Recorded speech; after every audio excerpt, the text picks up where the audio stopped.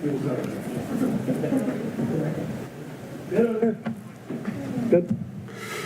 All right.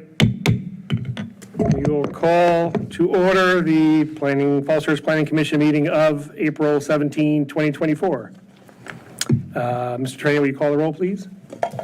Yes, Mr. Duncan? Here. Ms. Friedlander? Here. Mr. Krasner? Here. Mr. Puentes? Here. Ms. Comat? Here. Mr. Stevens? Here. And absent is Mr. Hyra, but we have a quorum. All righty. We have a pretty straightforward agenda, couple items, one important action item and a work session. Do we have a motion to adopt the agenda? Mr. Chair, I move to adopt the meeting agenda. Second. Moved and seconded, all in favor? Aye. Opposed? We have nobody for our speaker series. Item 5, receipt of petitions. Mr. Tran, do we have any written correspondence? We did not receive any written correspondence for this meeting. How about in-person petitions, We did receive some for the public hearing. which is the next item? So we'll move on to item 6, action items. The floodplain ordinance public hearing. Mr. Stoddard. All right, thank you, Chair, members of the commission. This item is it's TR 2413 and TR 2402. I'm sorry, just TR 2402, the ordinance to repeal and replace the floodplain ordinance, which is an overlay district within the city zoning ordinance. This was previously before you as a work session item on the night of your April 3rd meeting. Staff did capture comment responses, which you can see in the staff report. It's the gray sections beginning on line 11. Staff has also recommended a change on how fences are designed and handled. You can see that summarized on line 17 and 18. The item before you tonight is to review those revisions made by staff and hold a public hearing and then make a recommendation back to council. Staff is recommending that you make a positive action tonight. And of course, there is a timing need for this because it is related to the city status in the federal flood insurance program. Our lead staffer on this, Jeff Rubin, is with us remotely tonight. So I'll turn it over to him for his presentation. Hello.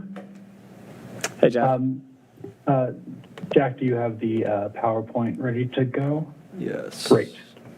All right. As Paul mentioned, we're just going back to the presentation at the last session. I, again, am Jeff Rubin, the floodplain manager for the city. Hey, Jeff, sorry, can you speak maybe a little louder or a little closer to your microphone? It's a little difficult to hear you. One more time? Is this any better? No. Okay. Can you 1 share it, second. Jack? In the room? Is this better? Yeah. Is that? That does seem better. Okay, so you can hear me more clearly now? Yes. Yes. Is that okay? Okay. So want me to turn it up? Muffled. Still a little muffled, yeah. You could crank it up a bit. Do. Just to make some noise so that you can gauge the volume appropriately. I should probably keep speaking, but Keep I don't making want to noise. give anything of substance, so. I don't know all the words to grow from Ipanema, but does it sound about That's right better. for everybody? Perfect. That's good. That's good. Excellent. Thanks, Jack. All right. Thanks, Jeff. Once again, hello, commissioners. I'm Jeff Rubin, City of Falls Church GIS manager and floodplain manager. We're circling back on this after the presentation from last session, where we, during the work session, for the adopting the new floodplain map and the floodplain ordinance that goes along with it. So the first slide is a very small image of the, second slide, I should say, a small image of the new floodplain and floodway throughout the city. And it does highlight that it will become effective June 6th, providing everything goes as planned. The two things that we're reviewing are the flood maps and the floodplain ordinance. On the next slide, it'll show you the timeline, just as we're moving through. This is next to last step. Let's keep on trucking. I love that. On your recommendation, the only change that you will see is for the fences, and that's on the next slide. And you'll see what was in what the language was at last session and what it has been adopted or updated to, and that is designed or intended to loosen the constraints on what type of fences can and cannot be built in the floodway. There's also a request on the next slide. You'll see a request for some maps of the properties that are moving in and moving out of the floodway. I hope that was helpful in illuminating what is moving in and out and where they are and whatnot. There is quite a bit of information on there, so I would understand if there were some questions on this, but yeah, the only material change is the fence language. This is just sharing more information about them. I think between last session and this session, that pretty much encapsulates everything that we're doing, and I really look forward to your questions and input. Okay. Thank you very much. I want to also thank you for the additional detail. I found the maps and the specificity about the properties that were in and out very, very helpful to me, so thank you for that. I think we have some folks from the public who are here to comment on this item, so let's go to that first before we go to the commissioners. That's right, Mr. Chair. And for the public, I'll call your name. You'll have 3 minutes to speak, and if you could come to your right side podium and make sure that the microphone is on, you'll see a little green light turn on, and your 3 minutes will begin. So our first speaker is Ellen Heather. Thank you. Hi there. Thank you for having this. Give us the opportunity to understand this a little better. One of the questions on this map. Hi, Jeff. Sorry, can you just give your name and address? I'm Ellen Heather, 217 South Lee Street. I am right at the corner of Trips Run and Co Branch. So our backyard is on the path at Trips and Co Branch. So we're at a nexus, a very important nexus. Hi, Jeff. I've spoken to Jeff Hello. quite a bit. On the storm, I'm sorry, not the storm, the floodway, do you have a map that we can see, those of us that might be close to the floodway? Are we able to, because on the gray map, I don't need it tonight, but is there a way to get a closer look at that for those residents that are in the floodway? Yes. Awesome. Thank you. Yeah, I can create that, and it will be available once adoption goes through. Okay. So then that's when we will update, for instance, the Vision website, which is the assessor's website, where you can find a lot of this information. That will become the flood layer, and there'll be a floodway separate from floodplain. So you'll be able to see that very clearly on that map. Okay, great. A couple thoughts I had in reading through the new ordinance. Section 48-618, penalties for violations. I know it references where you can find these violations, but we as the lay people won't be doing that. And I know that then you have a non-conversion agreement you're talking about, and maybe that's where it's in, but I think we need some way, easy access. What are the violations and what are the penalties for those violations? The other thing on that non-conversion agreement, I'm a realtor, and I think if you are going to be passing this information along at the sale of a house, this has got to be taken up at the state level, because it's a disclosure. We've just gone through this with Loudoun County, who put an overlay disclosure that they created for Dulles air traffic, and the state did not like that. They don't want disclosures coming from communities, they want it coming from the state. So if that kind of information is going to be, eventually you would like to see it as part of a disclosure in a sale, I think you might need to think about how you do that. If I could just respond to that real quick. So the state when I say the state, I'm talking about at least DCR, the Department of Recreation and Conservation. They are the body that worked with us to help craft this, and that was their recommendation. So that came from the state, at least from our perspective. But if it comes down to a disclosure that we need to put in a And- contract, it's something And that was that, part of it. It was to make sure that it goes along with the deed. That was intentional. okay. So I'll follow back, I'll circle back with them and just make sure that it's all copacetic. Okay, great. And then, I know I'm out of time. Credit for owners that do floodproofing towards the bigger credit from the community for doing things so that our flood insurance policies get that credit. So I don't know if that's something that, if we do things, if that can be helpful for the community, if we have a way of presenting information to you of things we've done to floodproof our houses. Thank you. Thank you. Thank you. Thank you. Our next speaker is Joe Nelson.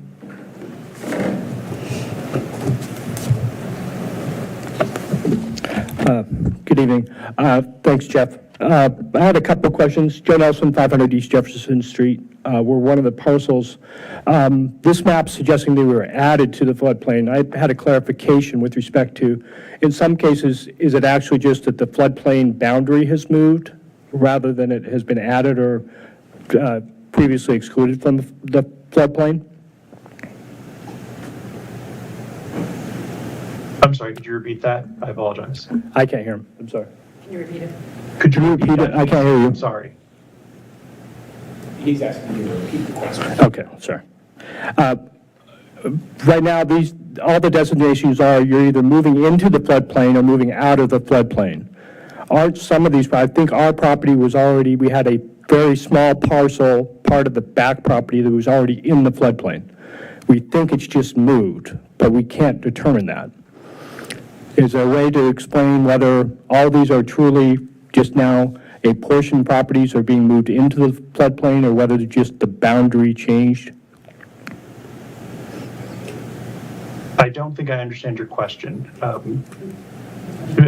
can't hear it. If I, If I could just, when you're saying they moved, I mean, obviously the land I is think- moved, the boundaries are what moves. So We have- what are you referring to? We have a long parcel. That parcel right up to the park, we're 500 East Jefferson, you can kind of see. It's right where the city just put in a new pipe, so that little has moved closer to us. We think the floodplain boundary actually changed because of the city's addition of a bit of a waterway with the pipe that was removed. And we want to understand whether that's in fact what's happening, why. Because we think about 3 feet of the property was already within the floodplain, but we think it's now changed. We don't know when, and that we think that's going to be important with respect to the ordinance application Right, issues. and staff, that's kind of a staff question, but yeah, the boundaries are what's moved, right? FEMA goes through the boundaries of the floodplain are what is being adjusted. Right. And the reason for why, on a site-by-site basis, why certain things are moved, that's a staff question. I don't know if staff has the answer, and they probably, they should know why it's moved. It has to do with, it can relate to things like you said, certain improvements or other changes that either expand or in some cases even reduce the floodplain. So the staff have that information that they can provide for these individual lots? the data comes from FEMA. Could you speak up a You hear little bit, me? Jeff? Yeah. We could hear you. I'm trying, sorry. Okay. The data comes from FEMA directly, so we aren't the ones that are doing the analysis for the waterways. Right. We are just applying the maps that they have drawn to our parcel lines, essentially. So but just to dig a little deeper, the changes are mainly reflecting changes in data and data analysis, or the technology that's used for the analysis. Okay. Does that make sense? I think I understand what you're saying. It's just FEMA changes. The second question we had was, one of the ordinance provisions refers to zones A1, 30, AE, AH, and A, and I think this is with respect to possibly the freeboarding requirement. We can't find any of the mapping as to which zones are which. is there a map that shows those zones, zonal designations somewhere? Yeah, so those are designations from FEMA, and it is on the flood insurance rate map that designates what zones are where. So if you are to look at the firm, yeah, that's going to be one of the attachments. You'll see that we have Zone X. Let me make sure I have my, let me pull it up as well.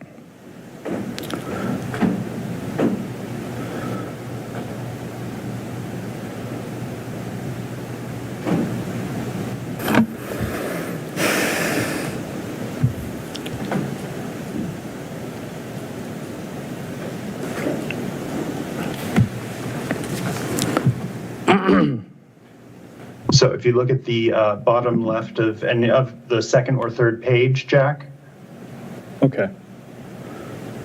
you'll see the legend. Okay. Am I getting there, Jeff? Is it? I think you went down a little too far. Okay, it's on this So page. bottom left of, yeah. Let me move to the left. Ah, There it is. Okay. So the kind of gray box there, it basically just captures the zones, zone Okay, X. I see them. Yeah, Okay, so those are just references back to the FEMA maps. Okay. yes. The last question is a follow-up on the disclosure statement. In addition to the question about whether it has to go through state review, I'm assuming that that disclosure statement would be standard language. Has it been prepared yet and will be publicly available for comment and review before it's adopted? It has not been prepared yet. I was going to circle again back with the state to get their standard document for that application. Okay. Yeah, and with respect to that, and this is probably more of the real estate disclosure question, to the extent that there's delineation about the actual floodplain notice, I mean, it's one thing to say the floodplain is on the property that you're buying, but then not being able to understand whether it's just, as I said, 10 feet at the back of a parcel or the complete area and subject to the structure. Is the plan to have that level of detail in the disclosure statement? In other words, accurate mapping of the parcel for that deed? My understanding is that the agreement would be only for non-habitable structures that are in the floodplain or floodway. So only if the actual structure is in it, not if the property, not if the parcel is in it. So the actual structure has to be in the floodway or floodplain to have that designation and then require that notice or that attachment. Okay, thanks. Okay, that's it. I'll let others ask questions. Thank you. Thank you. That was the last speaker I have. Well, those were good comments, and actually, it's, I'm surprised, we did public outreach and everything, right, with this procedure here, with this ordinance, Jeff? I mean, To an extent, yes. The timeline was extremely tight, so we weren't able to do as much as we would like to have otherwise done. But yes, we did do, we were able to send out letters and put out notifications and whatnot. Okay. It's just, it's surprising to me to hear just some of the kind of the basic comments. I think, you know, we had the greening of Lincoln a few weeks ago, and they knocked on every door, right, to talk about that project. This seems important, and I'm just wondering when we're having these kinds of questions here. But any other comments then from the public? No, So let me turn it over to the commissioners and see if folks have. Oh, there's more speakers. A lot more. Yeah.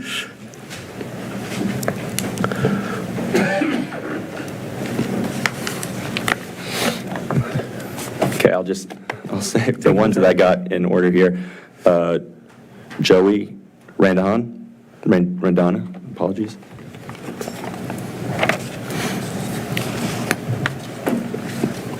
state your name and address for the, Hi, my name is Joey Randhawa. My house is 408 North Van Buren Street. Thank you for having us here today. If you can go back to the map that showed like a 4-mile run and trips run, the reason I was coming today is I did not receive any notice, and my property was not on the list of properties added to the map, but if, not this one, the map that says, but it's on the map now. The floodplain has been moved into my property. And so I just I just found out today by my neighbor. And so I was wondering if we get some more, it's very quick, and a zoning ordinance change is a pretty big deal, saying that your property is now not buildable and stuff like that. So just to have a little more time to review it would have been helpful. You can't see it here, but it's clear on their other map that my property is now added, and I didn't know about it. And it's not on the list where it says added properties. So, your property, that's correct. So lot 10, which is the back of your property, which was previously owned by, was it 613 East Columbia, is that right? Yep. Yeah, so the parcel map that the flood plain was compared against to do the initial analysis did not reflect the change of lot 10 to being your property, and that is the part of the property that is being touched by the floodplain. So initially it was 613 East Columbia that was shown. Okay. When we distributed the signs and whatnot. Okay. We picked up the sign at 613, and yours is going to be a whole different, we're going to have to do another process like this. Just being transparent, we just missed that change. So Okay. the map is reflected properly, but your notification was not fully complete. We ran out of time, and we're going to circle back to it in the next couple months. Okay. Thanks. It raises a question. I mean, I don't like that answer. I'm being very frank. Yeah. So, just a question to Mr. Stoddard. I don't recall, I don't have it in front of me, for a zoning text change, there are specific ordinance requirements for notice in state code, and probably in our ordinance too. So what are those for a text change? So in general, and I might sort of lean on other folks here tonight, but I think in general, it's dependent on the number of properties that are impacted. When there are more properties involved, then legal ads are involved. And by legal ads, I mean running in the paper. When there are a smaller number of properties involved, then it's mailer notices as well as yard signs. I know we did have a team working to get the notices out.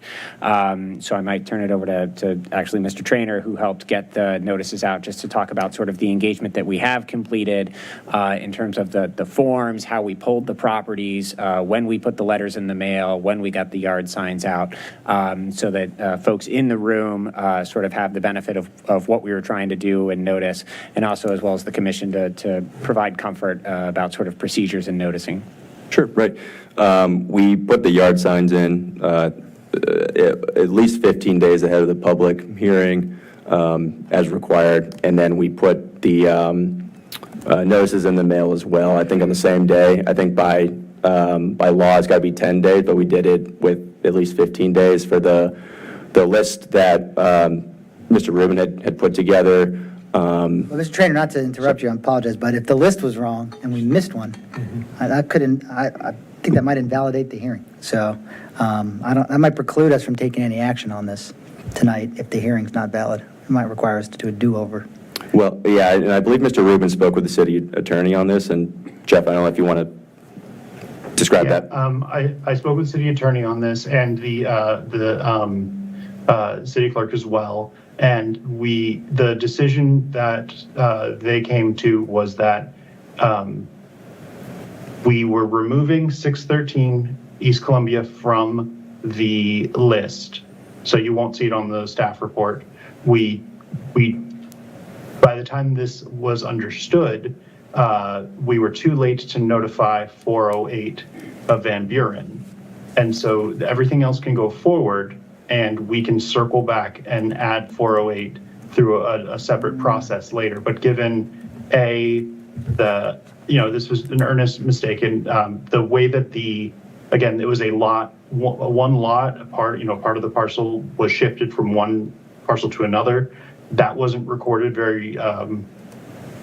that wasn't easily identifiable with the assessor. So it wasn't, there's no like one person that just kind of, it was hard to identify where in the chain of things that broke down. But everyone kind of agreed that this is the best workable solution given the time pressure that we have. So And I'm sorry to interrupt you again, all of but that. what do you mean by there'll be a different process for that one lot? I mean, this is an ordinance amendment that affects all the lots the same. So I'm just not following that. I'm not tracking that, that logic. And in my view, it's always better to over-notice than under-notice and risk, that it gets turned, something winds up in court and it gets invalidated on a technicality later. I mean, judges love little things like you just mentioned to say, do it again. So I don't know, and I'm not the city attorney, and I'm not an attorney at all, but I do know notice requirements. And typically, if there's even the slightest error, sometimes if you're talking about an applicant, you spell their name wrong, you leave out one parcel in this case.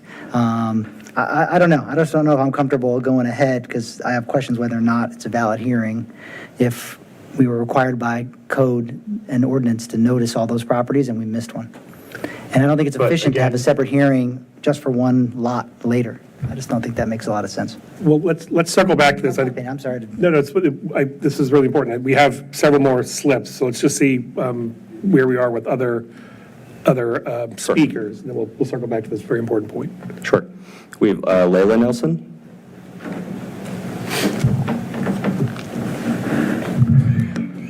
Great, thanks, everybody, and I do appreciate your work on this issue. It's very important.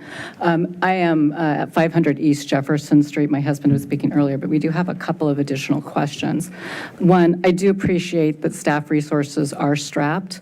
Our first notification of this was to pull into our driveway to a yellow badge of shame. With the notice, that's what we saw first.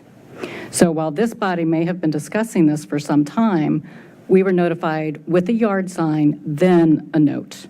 So there was no opportunity to actually inform any of your prior conversations.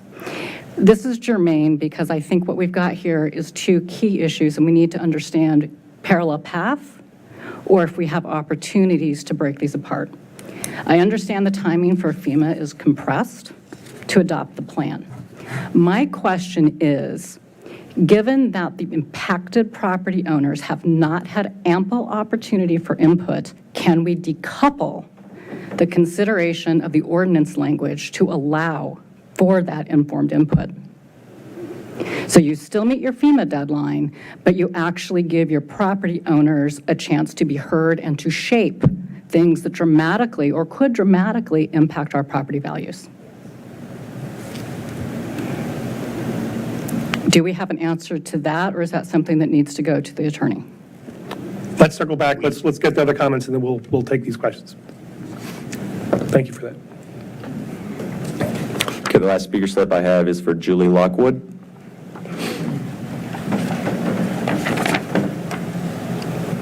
Hi, everyone. Good evening. Is this like testifying? Okay, so it is. I'm at 421 Sharrow Avenue. I appreciate the chance, and I see some of my neighbors here. Hello. I appreciate the chance to ask my questions. So first, with respect to the requirements of say on matters like fences, et cetera, is there an intended time to remedy, or is the intention to grandfather in existing fences? That's unclear to me. I also second the observation that the penalties for noncompliance are not terribly clear to me as a member of the public.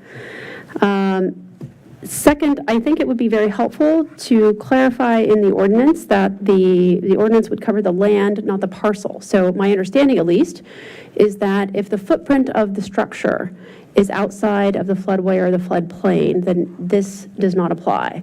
But I'm not a lawyer, so it's not entirely clear to me that this is being applied at the square foot level, not at the parcel level. So if a parcel does have a corner in the floodplain, are all of these clauses applicable? Or, does that only apply to the portion of the land that's actually in the floodway or floodplain? All right, so I would like that to be clarified. Third, I actually also second the observation raised earlier that the maps provided are not at a high enough resolution to be really terribly well informed, both when understanding the potential impacts on one's own property or when considering purchasing others' properties that may be attractive otherwise. So it's very difficult as a member of the public to be able to look at the firm map, which is extremely low resolution and is also encumbered by trees and other kind of developments, does not actually give the plot to see what's in and what's out and where those floodline boundaries fall. I also want to note that I do believe this will result in a significant reduction in value and wonder if the city has any intention of indemnifying, otherwise compensating property owners that are impacted negatively. I note that it has a significant COVID reserve, and that's expiring, and I applaud the city for its efforts to use its excess funding for floodwater mitigation efforts. I hope that continues, but I wonder if more might be done, particularly in the floodway itself. And toward that end, I have a question about the intention. I've heard different things about whether or not the city intends to daylight the creek. And if that is intended, what the timeline for that would be, and if there are any intended takings or exercise of eminent domain. All right, thank you. Thank you very much. We'll take these questions in just a second. Are there any other, anybody else here to speak on this item? I don't have any more slips. Is there anyone else in the audience that wishes to speak? Okay. Okay, so we have a couple of questions, and for staff, I think those things that just came up there. Jeff, do you want to react to any of the questions that were just asked? Yeah, I can. So the Ms. Nelson, I think, asked about if we could decouple the ordinance and the map, and the frank answer is no, because when FEMA releases new maps, when FEMA releases new maps to a jurisdiction, the jurisdiction's floodplain ordinance is reviewed by FEMA, and our current ordinance would not pass their review.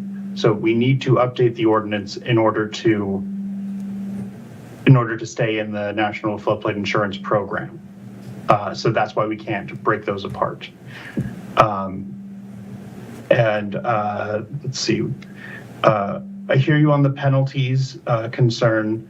The city attorney did review that and wrote that herself. So I don't feel like I can speak all that confidently to that exactly.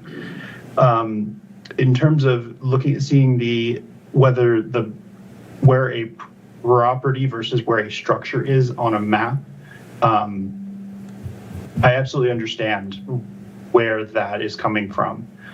The reality is that these maps are drawn to 1 to 6,000 scale.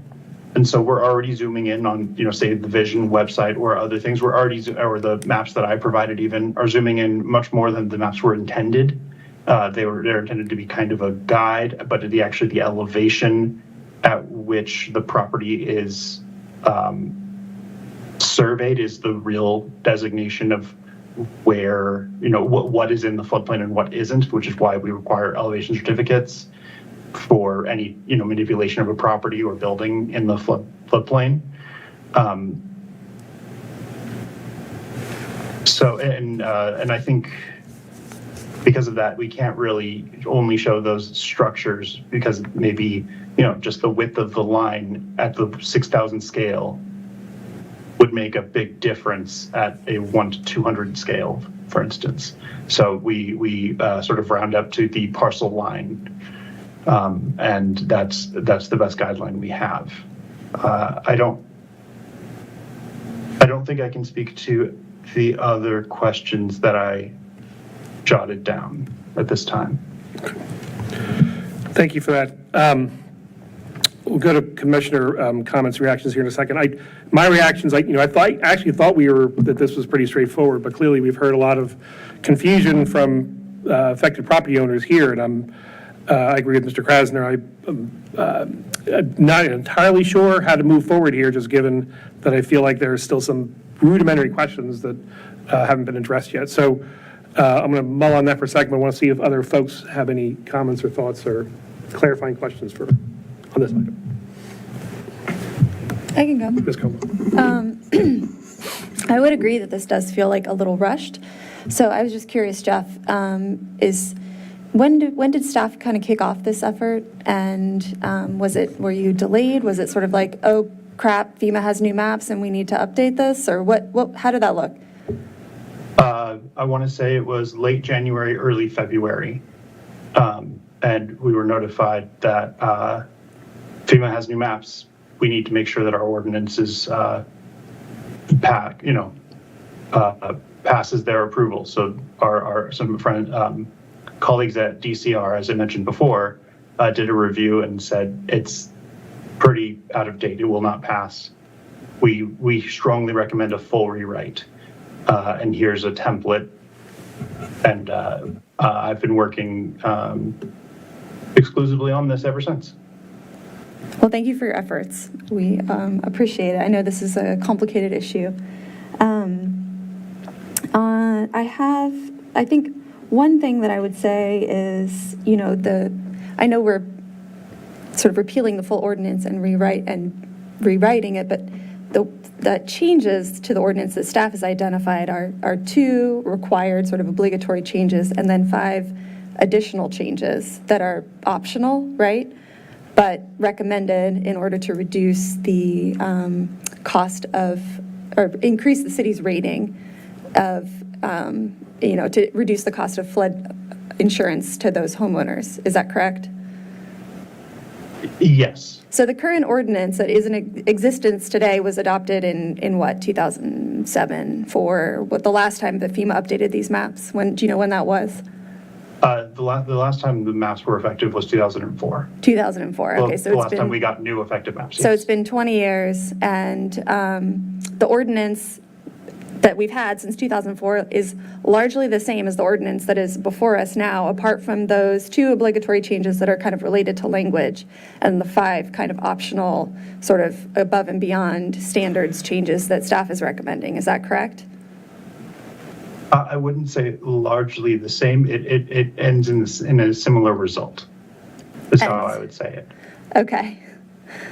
But the substantive changes that you all recommend, that you identified in the staff report, are the only ones that are like Substantive. Yeah. Okay. I just wanted to make sure that I was correct on that. I do agree on the noticing that, noticing people for a public hearing is maybe the correct thing to do, but I think noticing for the work session would have been helpful, especially when there's a smaller number of homeowners involved. And I can totally understand why somebody kind of pulling up to their house and seeing a yellow sign would be a little surprised or shocked. So maybe just thinking about a future process, maybe those letters are preceding the signage. So that's all for me for now. I'll let some of my other commissioners go. Thank you. Yeah, I had an additional question for Jeff. For properties that are brought into the floodplain, but it doesn't affect the structure, just touches the land, will they still need to be involved in disclosure? What kind of disclosure do you mean? Well, when they're selling their property. I don't believe so. That needs to be clarified. I need to know. I'm thinking we may want more The certainty answer to is that. no, sorry. That could be important for a number of people.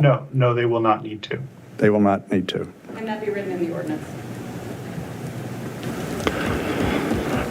That's the only question I had right now. I'm interested to hear what the rest of the folks think I'm going back and forth as to whether or not we've got some serious issues here that need to be addressed.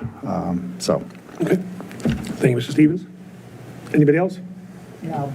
Go down the line. And I know I already spoke out of turn before, so I apologize. Yeah, I do think, I mean, just procedurally, I think we can't vote. I mean, that's my opinion, but my opinion is I don't think we can vote tonight on this because I don't think the hearing is valid. I mean, everything we're saying tonight is important and valid, but I don't think we can vote because I don't think it was properly advertised, which would mean that it's not a valid hearing.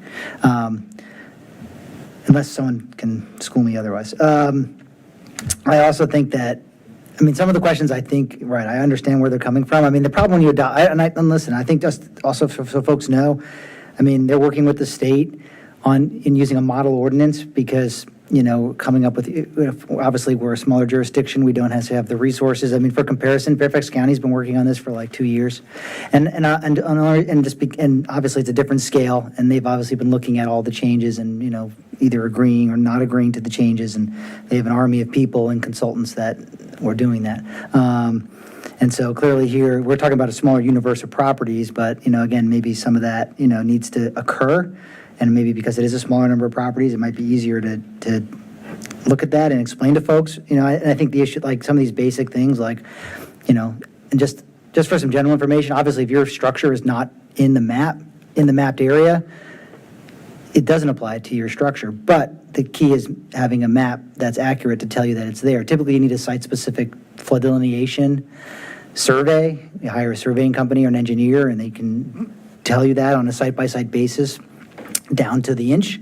That's not something that our maps would do. Our maps, but the FEMA maps do give you a general idea. So if it is just touching the back corner of your property, that's not going to require you to be, you know, get flood insurance. If it's not your house, that's your structure that's in it. But with that said, those are things that, again, this, you know, the city needs to, I think, explain to folks why some of those decisions were made. I think, you know, there are reasons why FEMA's modeling changed, and, you know, some of it's better modeling, some of it's actually improvements that were done. You know, it's counterintuitive to think that floodplains could ever, you know, with all the development around here, that floodplains could ever shrink, but in some cases they do, and that's why, you know, some of the areas are out, and that's why other areas are now in, though, because there are areas where it does change because of the mapping. But anyhow, I mean, big picture wise, I think the problem with a model ordinance, I mean, is that it's probably like 90% good, but then there's 10% of stuff in there that's, again, being applied statewide that may or may not be, you know, perfect fit for us, you know, and that's the hard part, and trying to tweak it. You know, we don't have to adopt the model ordinance, but just for the audience's sake, to understand why it's important that we have a legitimate ordinance, you know, to explain what staff is trying to accomplish. If you know, what Jeff was referring to, if it gets rejected somehow by FEMA, then every homeowner in the city who has flood insurance is asked to pay a surcharge until we fix that problem. And in a really extreme case, you know, FEMA could suspend the city from the program, from the flood insurance program, in which case it kind of freezes out anyone, you know, who owns those properties from transferring them. So it's important that we have an ordinance. What staff is trying to do is actually vitally important, that we not be either suspended or sanctioned, you know, as part of that. But yes, the devil's in the details as far as trying to rewrite, you know, a really complicated section of code and mass. And DCR, you know, their model ordinance is, you know, like I said, probably 90-95% perfectly good and applicable. But, you know, there's those other areas in there that, you know, again, probably, you know, could use some fine tuning to fit Falls Church. But you're up against a time crunch. And so I see the balancing act that's going on. But if we are going to defer this, I would say, you know, that might provide some time to at least do some of this outreach to the properties that have been added, to try to, you know, again, provide some additional information. And I think you could probably allay a lot of the concern, you know, with some conversations with those affected homeowners. And it may not require necessarily to make changes to the ordinance right now.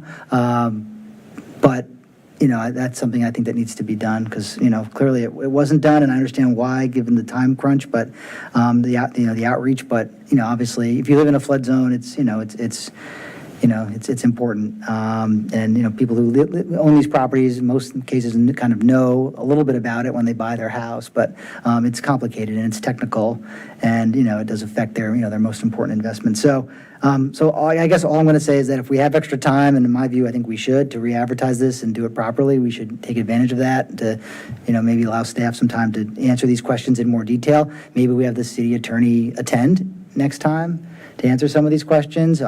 Maybe it's not necessary, but it might be helpful if we still have some of these, if she helped prepare it, she might be able to speak more authoritatively on some of the legal aspects of it.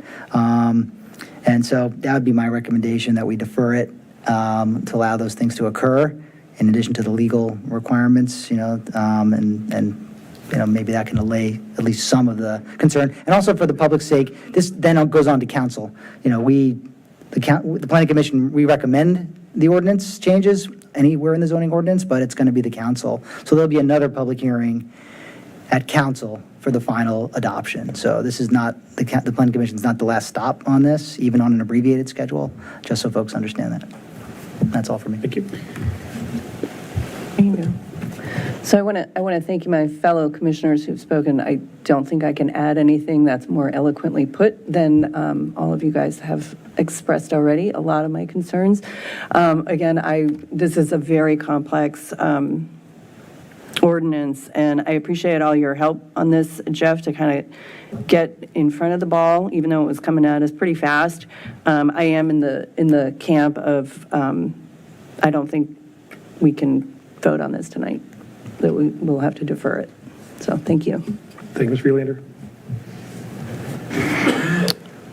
Yes, I don't feel comfortable moving forward either. I'm trying to put myself in the seat of somebody who pulls up into their driveway and sees one of those yellow signs, and at minimum, if that property is in the midst of some real estate transaction, I'm thinking of my spouse who's now trying to get her parents' former house closed out, and it's under contract, and if she pulls into the driveway and sees a yellow sign now, the prospective buyer is going to be spooked off. There's going to, at minimum, need to be this flood delineation survey done. Who's going to pay for that?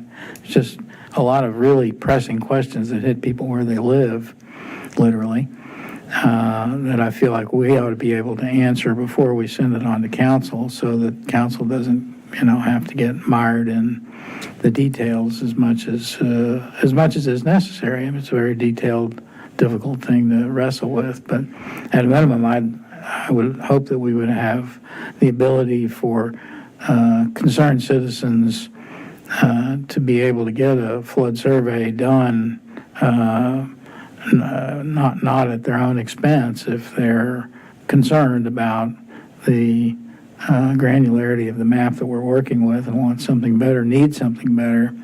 I feel like the city has some obligation to help foot that bill. Thank you, Mr. Duncan.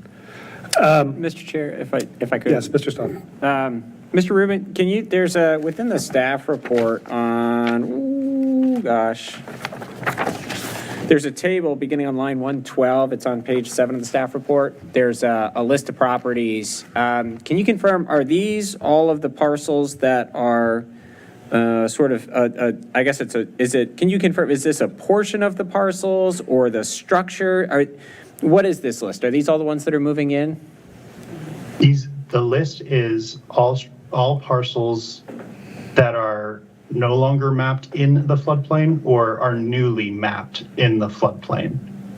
Got it. So that's not necessarily the structures. Got it. Okay, so that's the column on the right is the action about whether they're moving out of the floodplain or into the floodplain, and you're saying it's sort of any portion of the, so if it's moving entirely out of the floodplain, that's the top half of the list.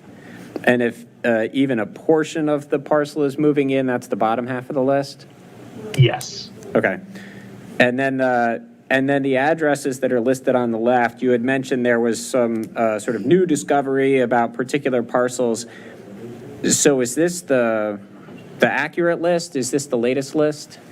This is the list that will be, that this process will take effect, for which this process will take effect. There was one removed because the the lot that was touched was correct. It was just not attached to the right address, if that makes sense.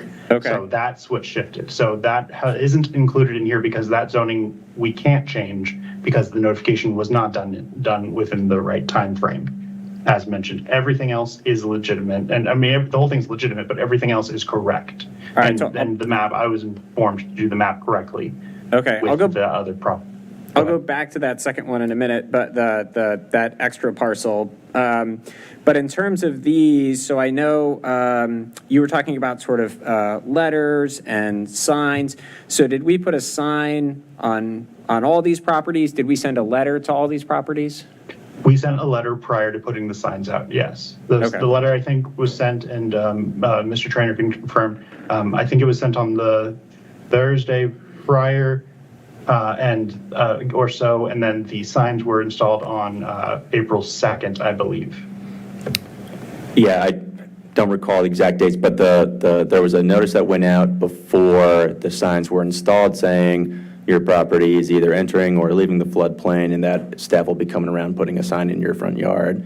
Those went into the mail the week before signs were installed, and then the signs were put in, and additional letters were sent to the property owners and all the adjacent property owners within 150 feet of each affected property. Okay, so it's sort of 2 weeks in a day, and I think the code requirement is at least 10 days of notice, so here we've got 15 days notice. And obviously that's short, but I want to make sure we're meeting the legal test. And then you mentioned a separate process for sort of that odd lot that we sort of got the wrong address when we sent the mailer. Can you describe what that process is going to be? This is on recommendation of the city attorney, that my understanding is it's going to be a, much more narrow, just zoning map change, just an amendment to the zoning map. So it'll be a lot more confined and whatnot. It'll just be that one property, and we'll do the notifications again, just to make sure that, and then that will be brought into the correct zoning designation at that time. Okay. But that property is not being zoned in the floodplain because notification was not done. So nothing is changing about that property at this time. And how would that be reflected? Because I guess the text of our ordinance is referencing the maps.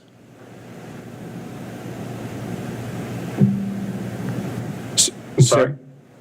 So if that property is shown on the map as being in the floodplain, but we don't want it to go into the floodplain until this sort of second process, how would that work? How would the planning commission sort of signify, and then the council signify that one property, even though it's shown on the map, isn't included in the floodplain? It's not listed in the addresses on line 112. Okay. But it's on the map. And the maps were included in the ads, right? I mean, the maps are part of the ads. When you're doing a change like that, a map change. I don't know. The city attorney's not here to explain it. Can you, just one more question, sort of, just want to sort of think about options in terms of process and procedure here.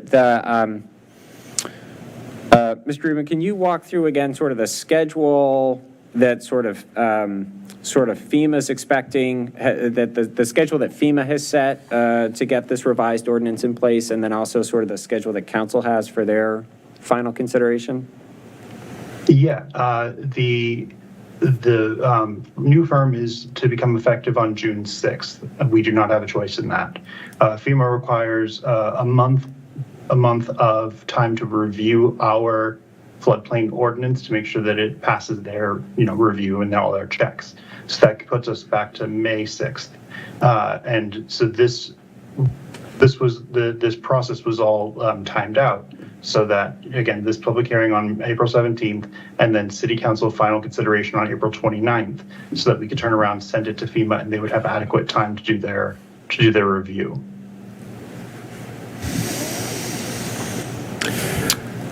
So what the timeline you're laying is that there is no wiggle room, is what you're describing. There is not. However, the process, what's led us here today, feels really inadequate. We have members of the public who are part of this who don't feel like they've been properly notified. So I'd like us to think through what other options we might have. And then there's also maybe a minor thing too. There's one of the parcels listed in the table. It says North 36th Street in Falls Church, but I think it's supposed to be 26th Street. So I don't know if that person received that notification. There seems to be a typo halfway down. So, again, whether or not the letter of the law was followed and whether or not the procedures were followed is one thing, but there's clearly a disconnect between, what we're trying to accomplish here and what the general public feels. And I agree with my commissioners. I'm not comfortable with it either, but sensitive to the timeline here. So, Could I ask for a recess? Maybe give staff 15 minutes to sort of put our heads together about sort of what the schedule looks like over the next couple weeks? I think that's a great idea. We'll take a 15-minute recess. Sound good? Okay. 15-minute recess starting now.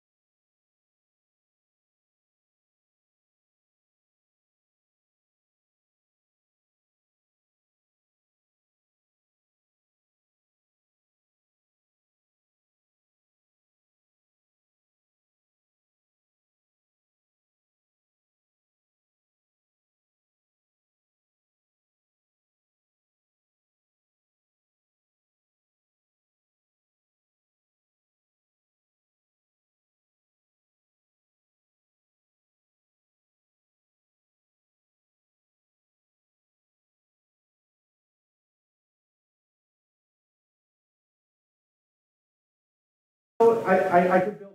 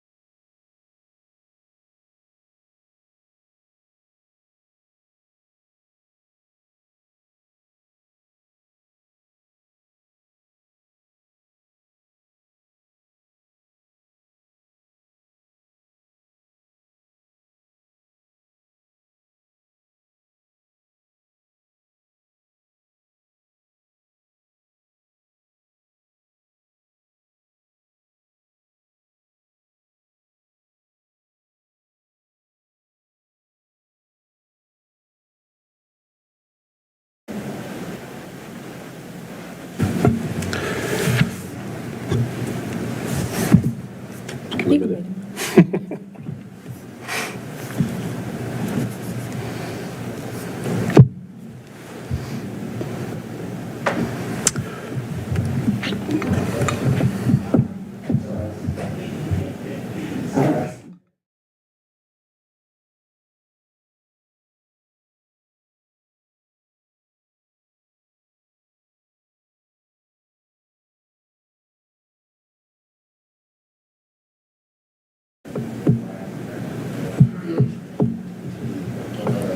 Where's Derek been? Kind of missing him. Is he on vacation?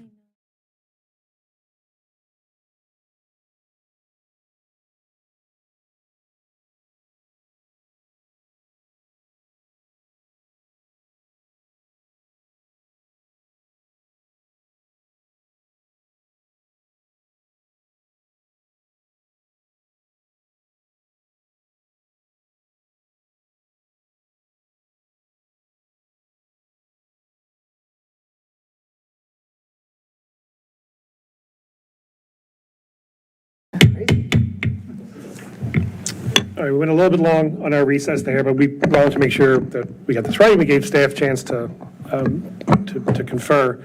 And I think what we want to do is to, as we kind of talked a little bit up here, either the date is May 6th or it's June 6th. We think June 6th is the date that FEMA has set. That's what we're going for. But we may have some wiggle room within that month. So I think the recommendation would be to defer the action on this item tonight, so that we can do more work, we can advertise it more, deal with some of the questions that we still have, and still meet the schedule if we're adopting the ordinance between the May and the June timeline. So we can kind of push FEMA a little bit more on that. Anything else on that, Mr. Stoddard? No, that's all. I think it is important to sort of word this as a deferral or a continuance, maybe a continuance until your May 1st regular meeting, because obviously between now and then, we'll confirm, how the advertising was done. If there were any problems with it, we'll obviously correct those in the time between. And then we'll also make sure that we have a revised staff report answering all the questions that came up tonight. And just to confirm, it sounds like we have Mr. Rendawa's property, which was left out, but then also the typo that was just picked up on 6936 should be North 26th Street, not 36. So that also could have been, or may be a problem that needs to be corrected to make sure the ads are 100% kosher. And can staff do a review of any other property boundary changes since that's what happened with that one property, for these properties that are in the floodplain, to make sure that we have the right addresses for all of them? Yeah, we can take that back. All right, so Any other comments then from commissioners on this? We still have this as an item tonight in front of us, so this is a good time for any other questions, comments.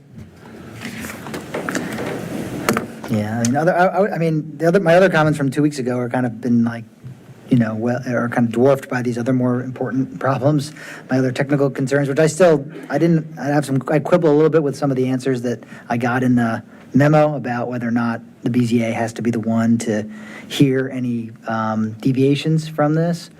I don't think it does if we didn't want them to be, but the fact that there have only been two such in the last 40 years, it seemed like, that they were two in the 1980s, I guess, were referenced, leads me to believe it's not a huge problem, and again, in the spirit of getting the ordinance adopted and not changing the way it's currently done. But I will just say for the record, there's no reason the ordinance could include language that says the deviations from it, go to the governing body. So I'll just put that out there for staff. It may not be, we don't have time now maybe to look at that, but something to consider, that it does not have to continue to go to the Board of Zoning Appeals. So anyhow, that was it.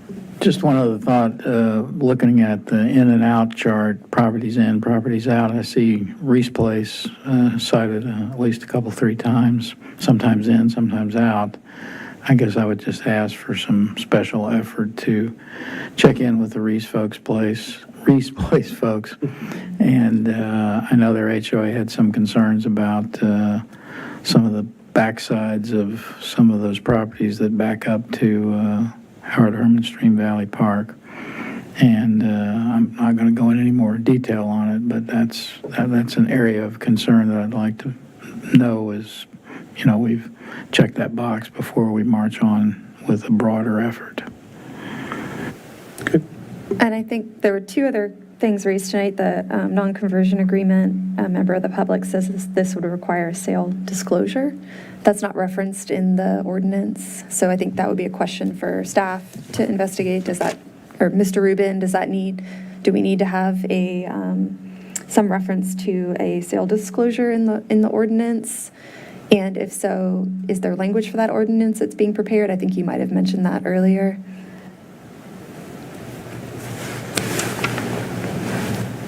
And then I think there was also a question about clarifying what the penalties are for noncompliance and what that noncompliance looks like. That was also vague. Was there anything else that was asked about? Can I add one more thing, Mr. Please. Chair? Just to piggyback on that, with the idea that is there a time to remedy non-conforming fences or non-conformance? I wanted to follow up on that. I think the intention Grandfather. with the fences was for that to apply to new fences and not existing fences in the floodway. So I don't think there would be any intention that homeowners would have to change their current existing fences, but they couldn't put in new fences. But maybe there needs to be maybe we need to add the word new in the language to make sure that that's understood. Okay. Anything else? I just want to thank staff for thinking through this and for the smart solution. And we know that there are staff constraints, clearly, and this is technical and complicated stuff. And Mr. Rubin, for your sake, folks, we're complimentary of your efforts to work with the property owners on all of this stuff. And we recognize the difference between the federal, state, and local, right? When we get all this mixed in, it's going to be very complicated. So just want to thank staff for the flexibility. If there's nothing else, then we don't need a motion, right, to continue this, or do we need a formal action to continue, or? Yeah, I think a roll call vote to continue. Okay. We will take a roll call vote to continue. Make a motion first. Pardon? So We need to make a motion. Yes, sorry. Something needs to make a motion. Someone make a motion. I'll make a motion, since I've been so vocal on it, but, so I'll move, and there are two items, right, Paul, just so I know procedurally what we're advertising here.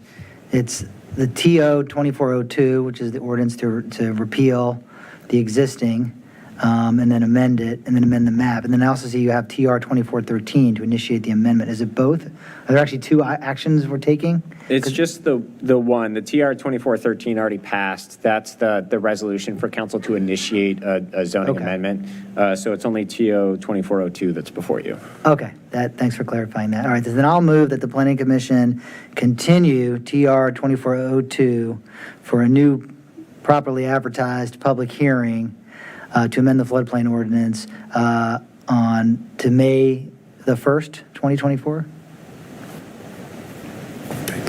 It's been moved. Second. Do you have a second? I'll second. Moved and second. All in favor? Aye. Opposed? Okay. We'll continue this in 2 weeks.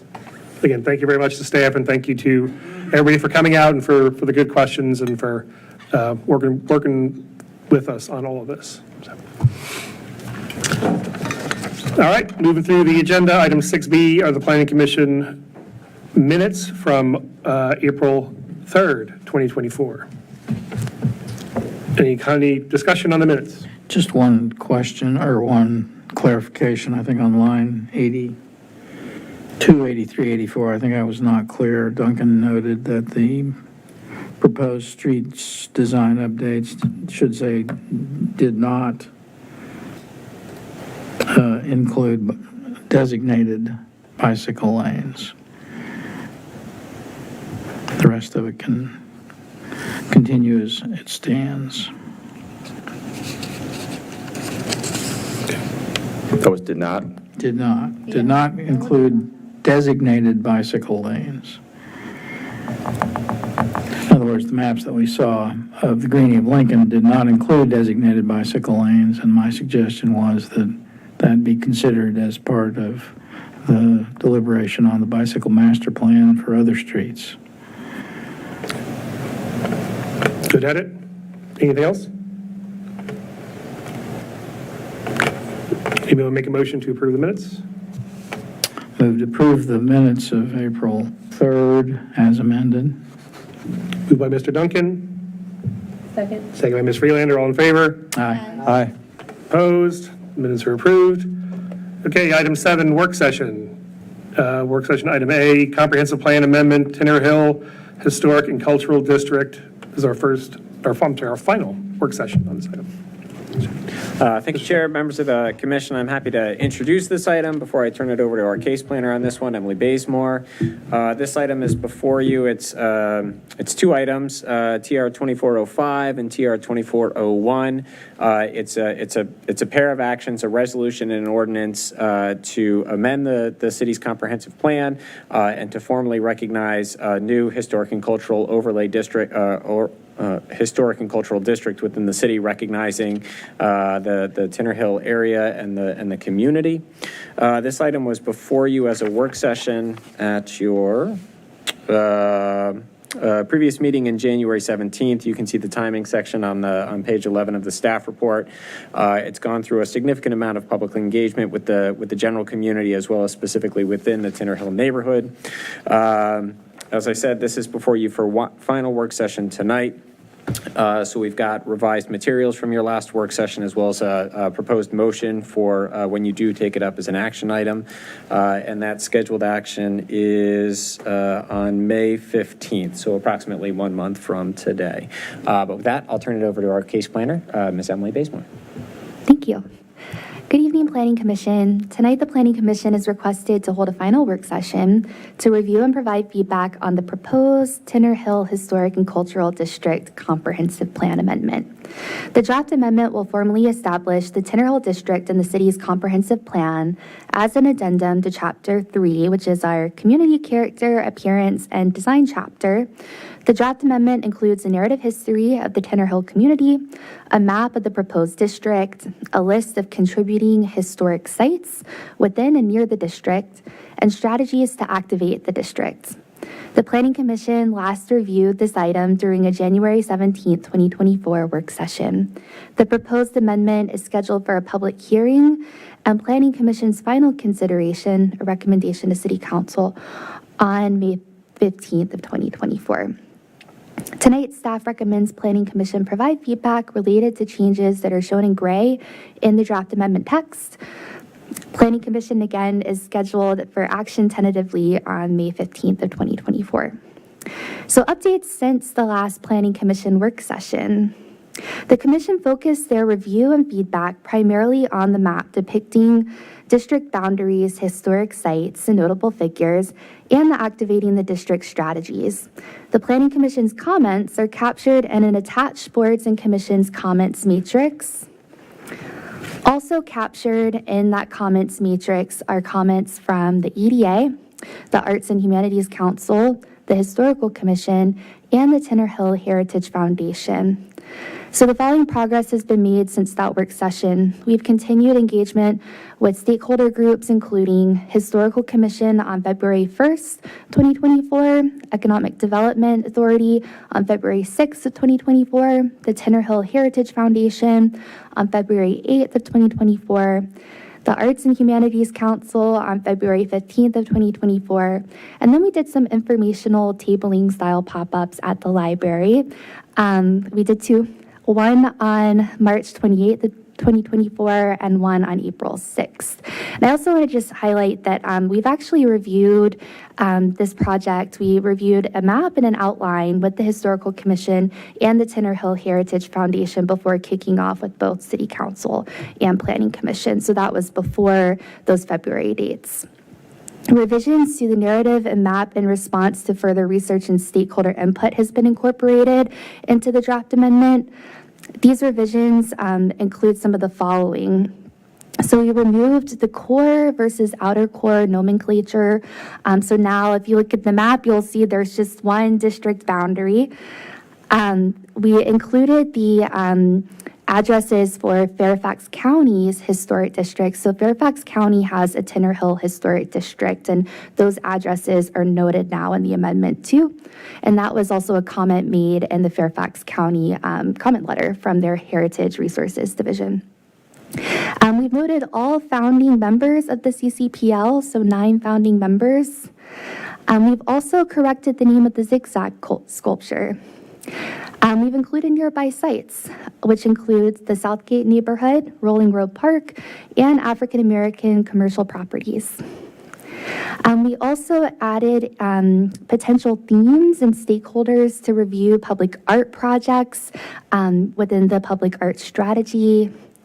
And then in the branding strategy, we included language around gateway features. The following are new sections that have been added to this amendment. We have a related plans and studies section, location and boundary section, authority of the plan, recent history. We have a biography on Louisa Henderson, as well as Frederick Foote Jr. We've included the Women's History Walk on the map, or to be included on the map.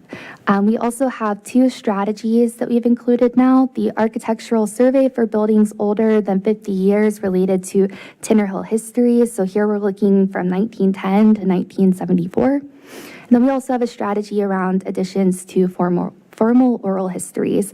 And I just want to share that our history room at the library has a nice collection of oral histories regarding Tinner Hill history, which is really cool. So for process, the city charter enables the Planning Commission to prepare and adopt individual components of the comprehensive plan. Section 15.2-2228 of the state code also gives the city council the authority to grant final approval to comprehensive plan changes previously approved by the Planning Commission. I want to highlight that this request really began with the Historical Commission all the way back a whole year ago on April 17th of 2024, and here we are again, April 17th of 2023, and now we're in 2024.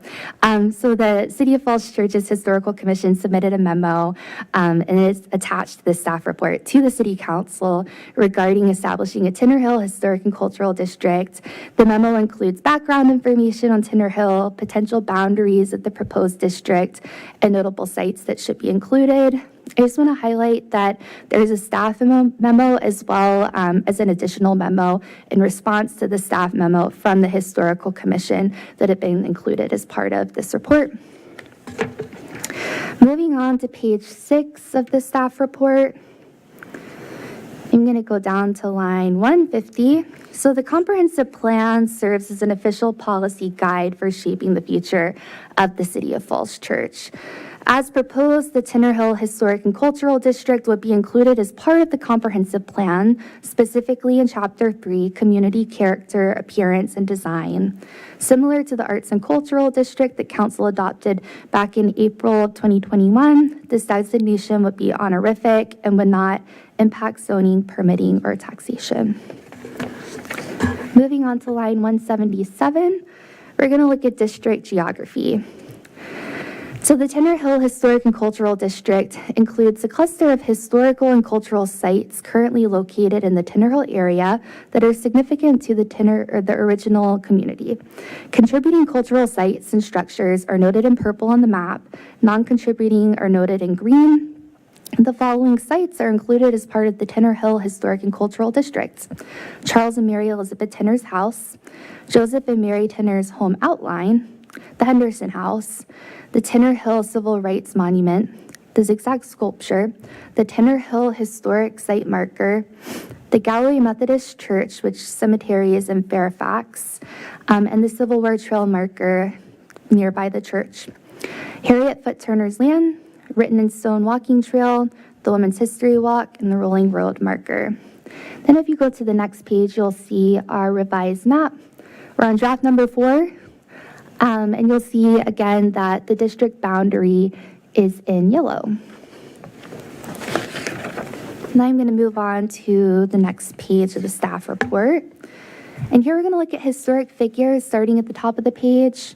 So the draft amendment highlights several key leaders and historic figures associated with the Tinner Hill community.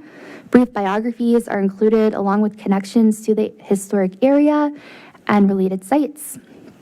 The draft amendment includes the following leaders and historical figures: Charles and Mary Elizabeth Tinner, E.B. Henderson, Eliza Henderson, Frederick Foote Jr., George and Harriet Bryce, Harriet Foote Turner, Joseph Tinner, Louisa Henderson, and Mary Ellen Henderson.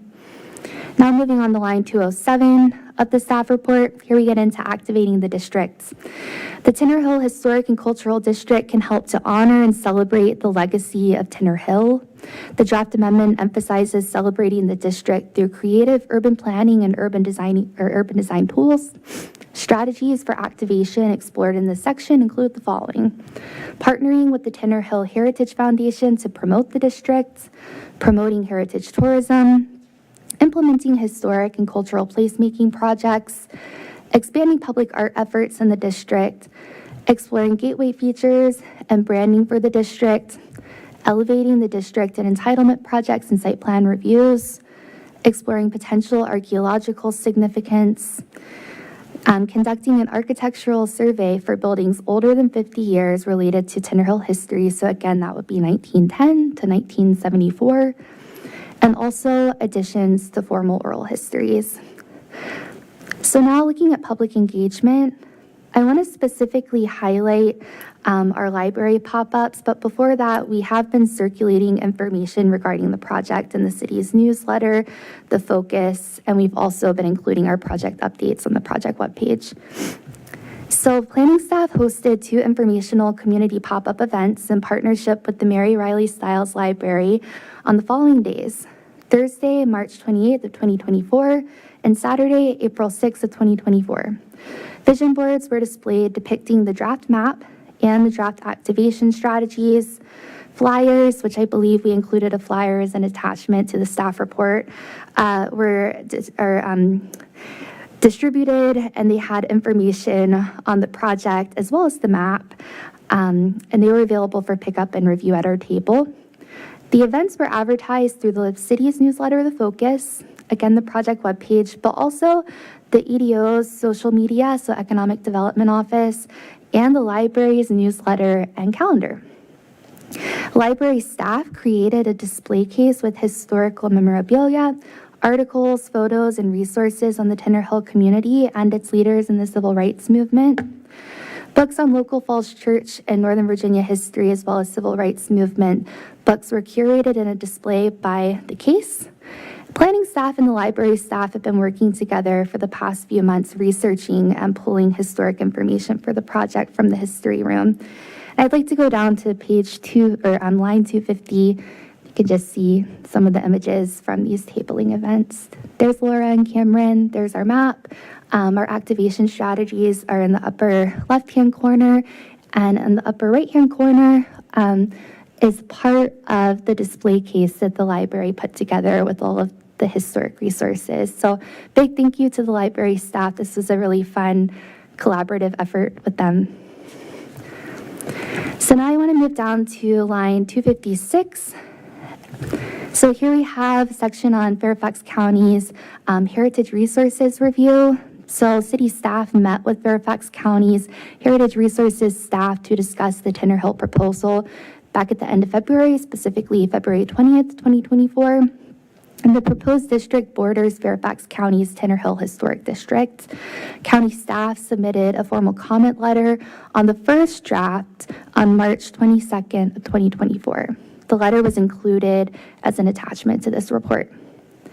The first draft proposal was also distributed for review via email to Nova Parks back in March, specifically March 15th of 2024. No comments have been received thus far. Now I just want to look at the timing section really quickly. So here, if we go down to line 288, we have a Planning Commission work session tonight on April 17th. And then we're looking to come back to Planning Commission on May 15th. And then we're hoping to go to City Council in June. So we would go for a work session followed by our public hearings. That's all for me. I'm looking forward to your comments and feedback. Thank you. Great. Thank you very much. Thank you for the very comprehensive report and all that. It's certainly come a long way. It's hard to believe it was a year, but I mean, at least since the Historical Commission was looking at this back in December, it's already been very much improved. I like the district model. That's a smart approach. The map is really good. And a couple other smaller comments, but let me see if other commissioners have anything to react to. Anybody who wants to kick us off? Good. Mr. Duncan? Just one thought, thank you. Thank you, Emily. Great work building this ship and taking it out on some, test sails with the county and with the Historical Commission. You referenced the Historical Commission's sort of back and forth with you all, and I think I remember reading their most recent communication. Could you just tell us how what they say in that communication squares up with what you're all recommending to us? There was some discussion about the Tenor Hill Heritage Foundation office, which might be part of something later on. Maybe there were some other elements that they suggested be included. I wonder if you could speak to that. Yeah, so throughout the process, we've had questions about the boundaries that were recommended by the Historical Commission back in last April. So staff was just seeking further information on why those boundaries and how they historically pertain to the Tenor Hill history in that area. And following a conversation with them, Cameron Gary's led the conversation. He's actually the Historical Commission's staff liaison, and he's on this project.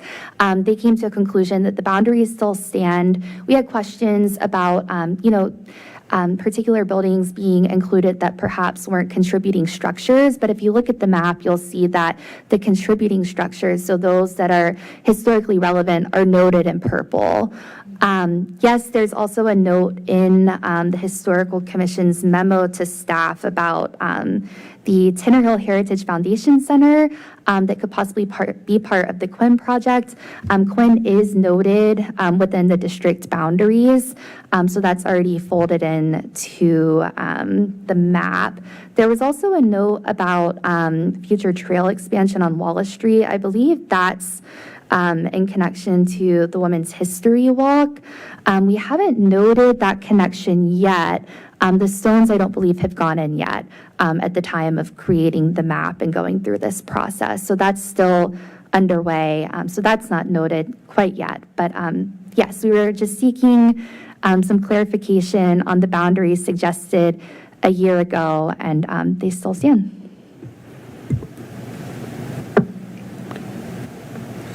Ms. Freelander? Thank you. I want to say that the amount of work that went into from when we saw it just a couple months ago to now is really intense, and I want to say that you're doing a great job. I do have, and I like the way that the map has changed. There's no longer an inner to an outer core. That never really quite made sense to me. But there is one little thing that, and I like the expansion of the strategies.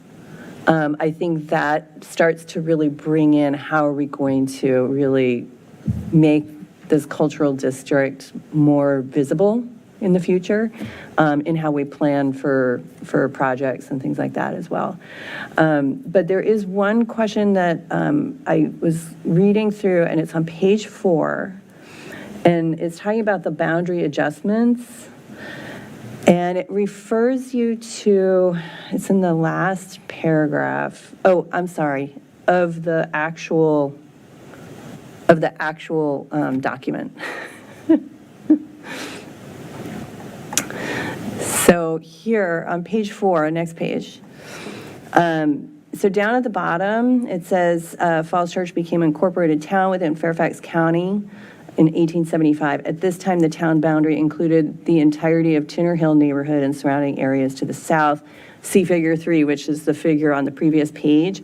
But with that, it says, with this area included 37% of registered voters at the time were African American, shown in yellow on figure 3, but I don't think the yellow came through.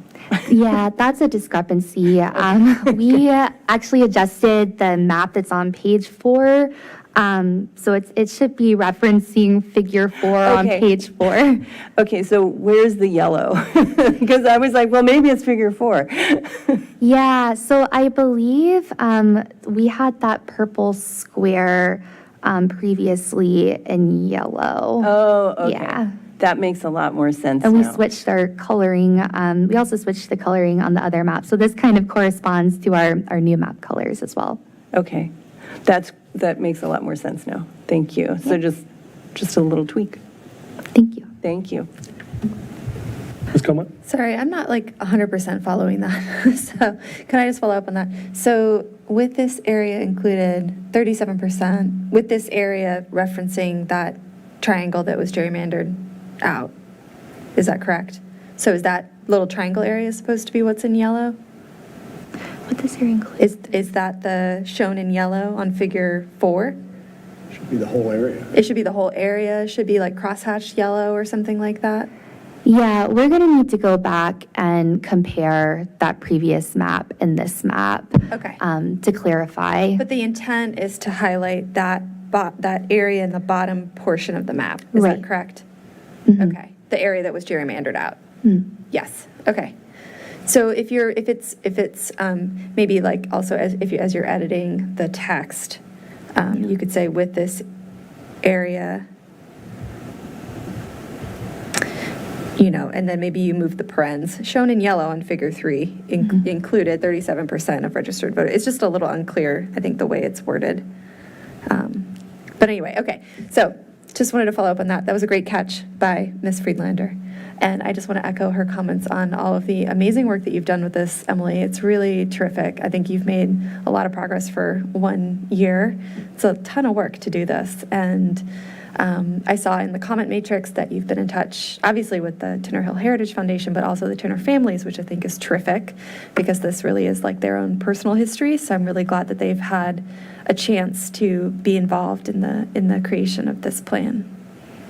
Yes, so we, Velma and George Tinner were able to attend the Historical Commission meeting that happened back in February. I've also had a phone call with the Tinner family. We're still hoping to organize like a meeting with the Tinner family. So I just want to clarify because we're hoping to organize a meeting. But you have had Yes. conversations with them Yes. in both public meeting contexts and private conversations as well. Yes. I think a meeting would be terrific.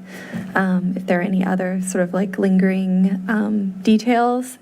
You got some great comments from Fairfax on, speaking of lingering details, like the date is actually 1890 and these house numbers should be, like a lot of little small corrections that I thought were really helpful. And it was a very thoughtful letter and very supportive too of the plan, which was great.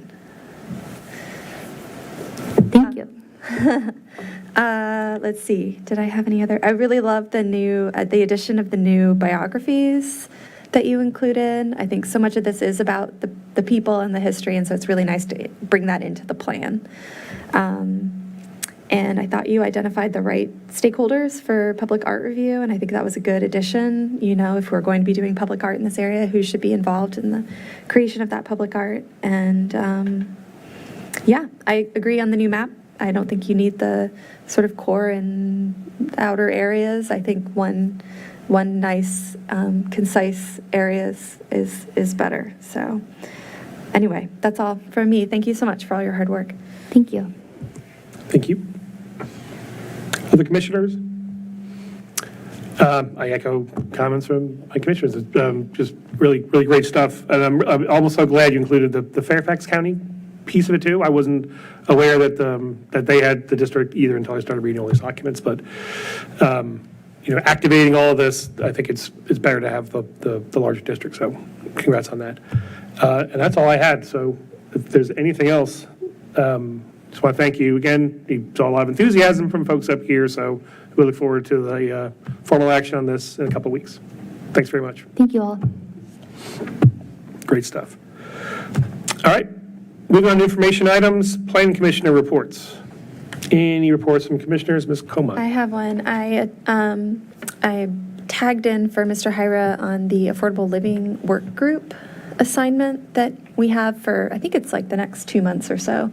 So we had our first meeting last Wednesday, and we have our second one this coming Wednesday. Our last meeting was mostly sort of organizational. What are we going to be working on? What are some of the issues that are coming up? What are some of the goals of the revised policy? Everybody introducing each other. So we'll get further into it, and I'll just kind of keep you all updated as that moves along.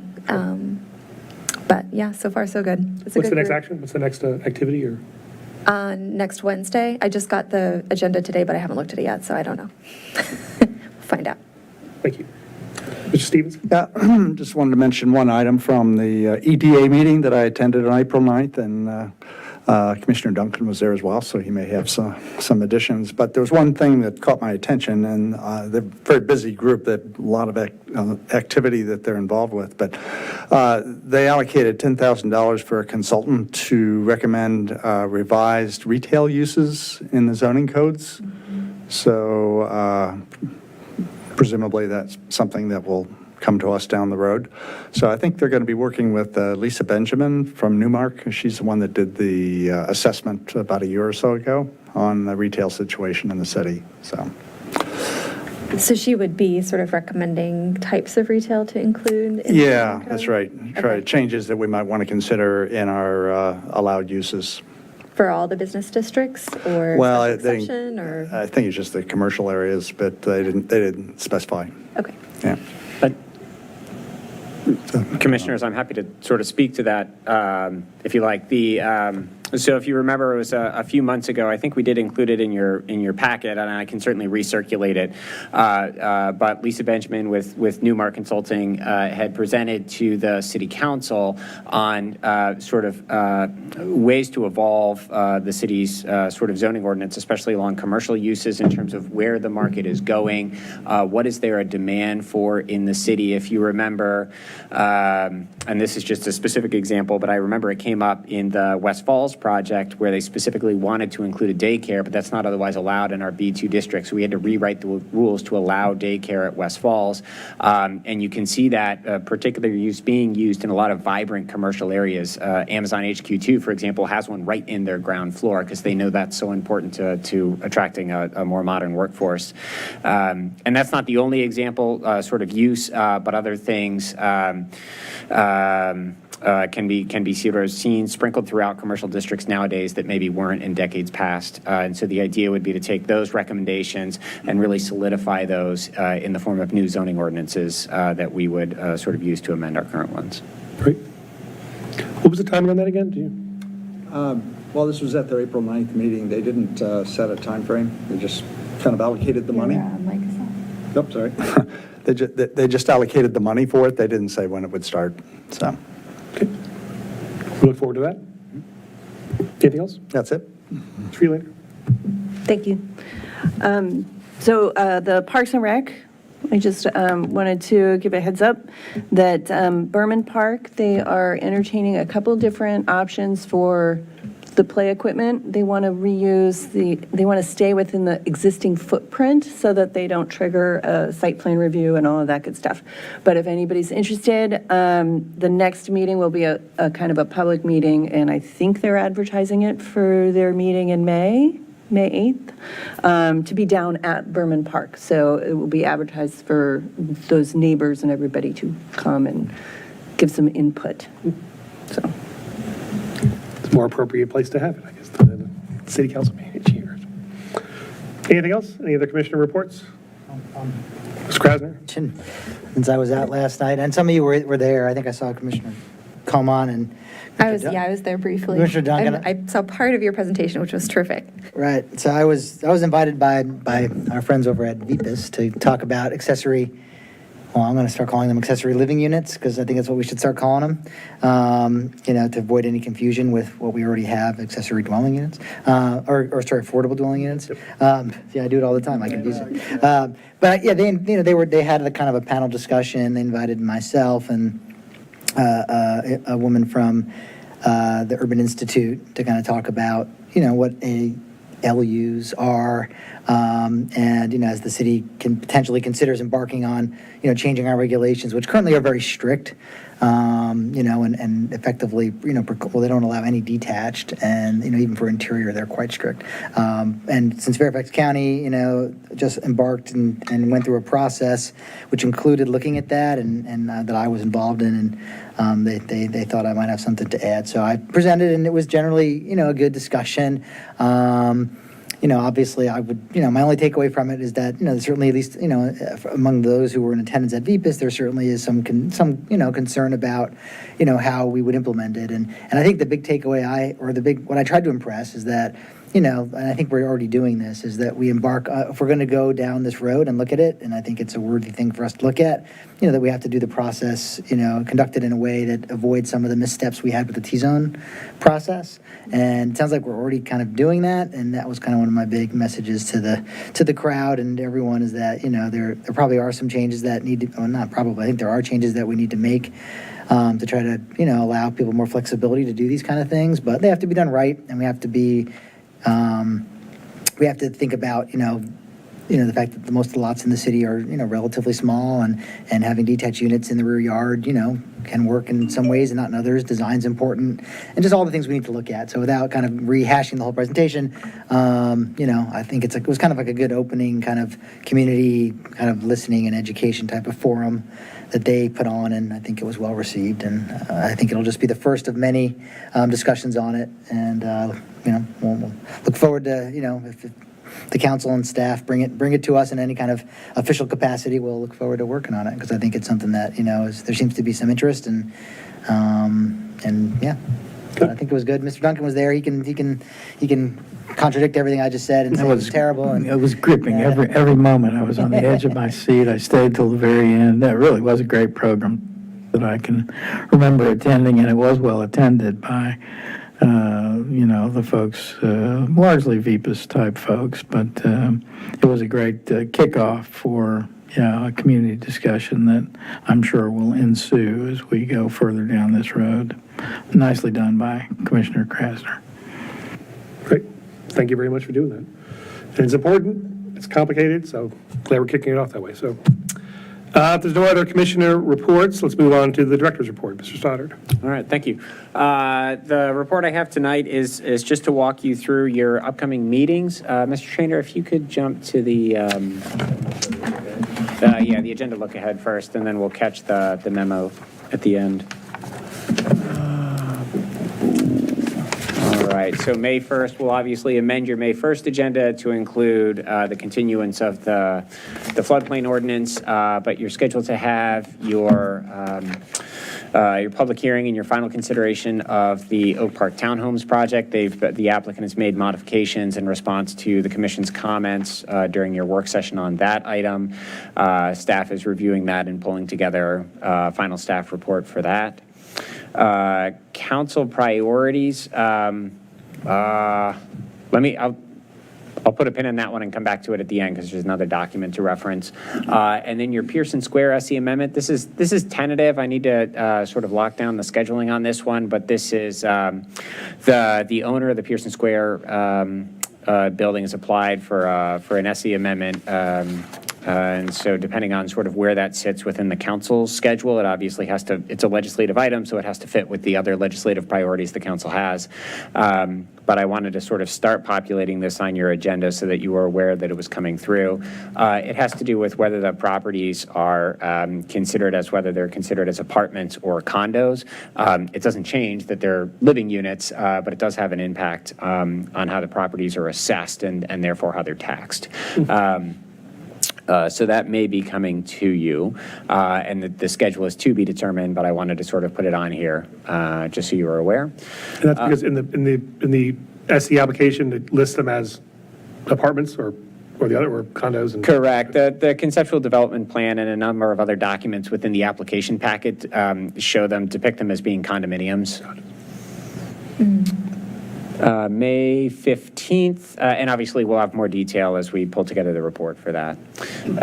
Your May 15th meeting, which would be your second meeting in May, this would be the final action on the Tinner Hill item that you heard tonight, the cultural district. It would also be your final work session on the demographics chapter, and you'll see here this is listed as a joint work session with the Housing Commission. You all received the demographics projections, if you remember. I think it was in December as part of a joint work session with Housing, and so staff has been coordinating to make that a joint session with the Housing Commission again as we talk about final steps for the chapter. And then Can I again. ask, sorry, can I ask Yeah. a question on that? Is that going to be in this space? No, so Mr. Trainer and Mr. Woodley have worked out, as well with Mr. Prince, we've worked out that you all would swap spaces with Urban Forestry so that we could get both groups comfortably around the table. And credit to Mr. Trainer on that and appreciation for the Urban Forestry Commission and their flexibility. It's a good question. Jack was on it. I think that's the first thing he said. Are they going to fit? Let's see. And then Pearson Square, again, we got to figure out the schedule for that. So let's see, demographics, that would be your final work session on the 15th, then heading into action on June 5th. And that would be synchronized with the council schedule for final consideration of the demographics chapter. All right. That projector is done. It's a sign to speed it up, Paul. The one item I did want to reference, I said I'd put a pin in it and come back to it. So, Mr. Trainer, if you could go to the correspondence item. So council did pen a memo and send it out to all their boards and commissions. It's included in your packet. And we'd included the council priorities document in your previous packets. And they are asking for all boards and commissions, including the Planning Commission, to have a discussion about those priorities and how they can align with the work the group is doing.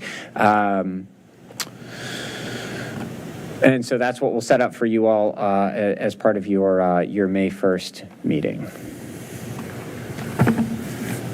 So at the May 1st meeting, we will have basically a work session item on the council priorities, how the commission reflects those. Yes, I think, and I might do a little bit of sort of questioning between now and then, but I think what might be helpful is I think you all are scheduled to give your annual report to council in mid-May.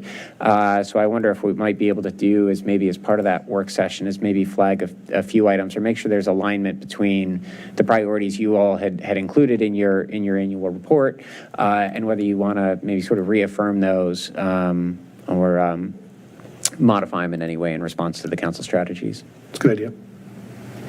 Can I ask a question about one of the strategies that was Sure. listed? It was develop a plan for Gordon Road Triangle. Mm-hmm. So I don't know if it's a plan. I'm curious if you know what the council is thinking of when they use the word plan. Yeah, we've got several documents already in place. We've got, obviously, the West End Small Area Plan provides guidance on urban design, street network, land use. We've also got student studies that have been done. We have, through ULI, we had done what's called the mini-TAP exercise. So we've got a number of guides and plans and strategies that have looked at that area before. I think what they're looking for specifically is maybe a more concrete plan about how we could partner in sort of more fully developing that area. Also delivering on very much the need to have a property yard within the city and to upgrade the facilities that we've already got. We know we also have utility challenges in that area because, of course, that feeds into the Trips Run sewer shed. So there are a number of sort of specific items that we would want to sort of tackle. We have been thinking at the staff level about whether this is something we've had great success with the Urban Land Institute's technical assistance panels in the past. They were obviously a precursor to the West End applications. We had engaged with them in discussions about the East End, and that obviously fed into some thinking around sort of cultural preservation and business conservation in the East End that was folded into the small area plan.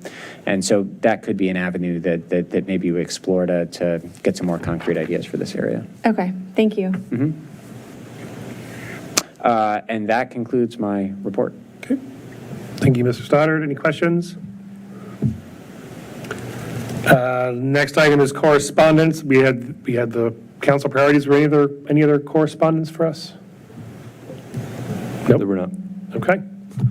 Anything else to the good of the order? Going once? All right. Thank you all very much. We're adjourned.